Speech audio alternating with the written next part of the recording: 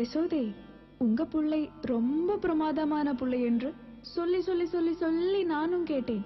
ஒரு முறை கண் பார்த்து புண்ணியம் கிடைத்திட யோகம் இந்த ஏழைக்கும் தாமா?